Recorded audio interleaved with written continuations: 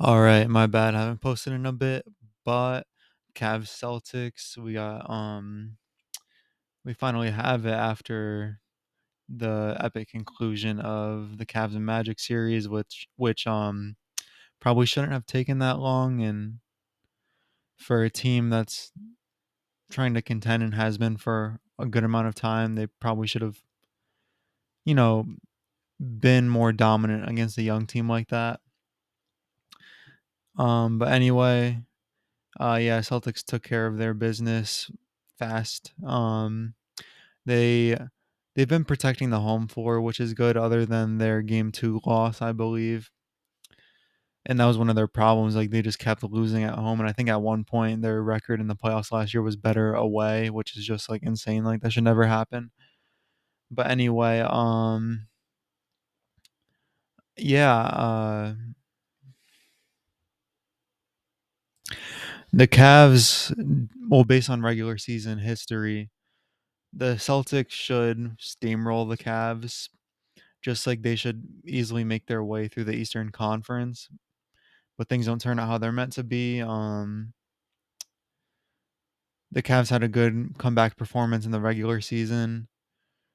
In this series, the Celtics are going to be missing Chris Stapps for a fair amount of time. I think it's not coincidental that Chris Stapps' status for playing is like up in the air and ambiguous, and that doesn't really make sense for like an all-star caliber player. But um, yeah, the Cavs are kind of in a win now position, and it's scary for them because if this series goes completely wrong, which based on their history, it has been like it just been disappointment with this team. And although it's not everybody's fault, like anybody's fault in particular, like Donovan had some stuff injury wise.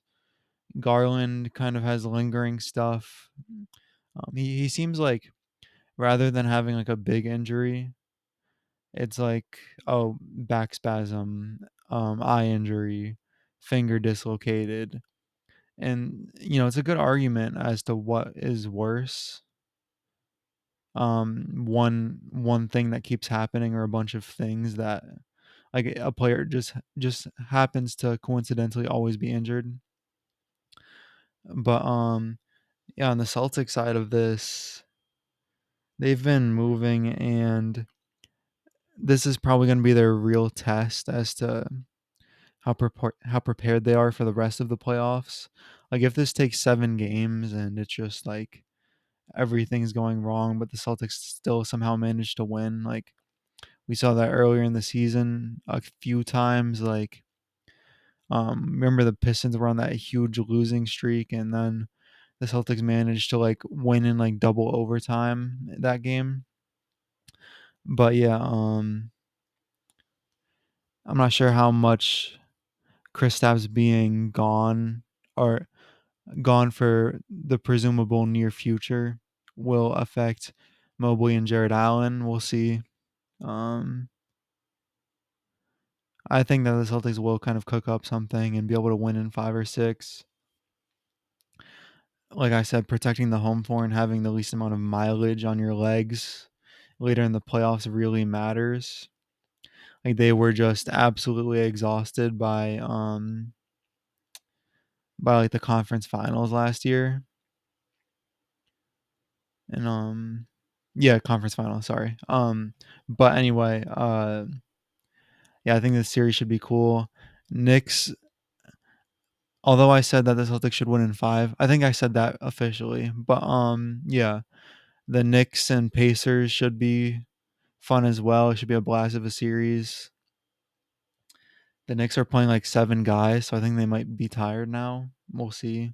It might just Jalen Brunson might have just transcended fatigue, but they've been playing 7 guys, and um they came out of a series that I'm gonna say a stat, and it might not matter as much as I'm saying it to be, nor do I think it's that way. It's just the way I'm putting it.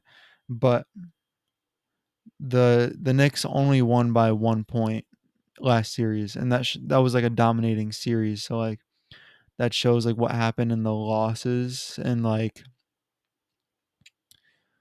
um we'll see like how much like Embiid being 75% or whatever he may be. I don't even know if it was that, to be honest. You have like Bell's palsy and something with the leg and whatever, God knows whatever else.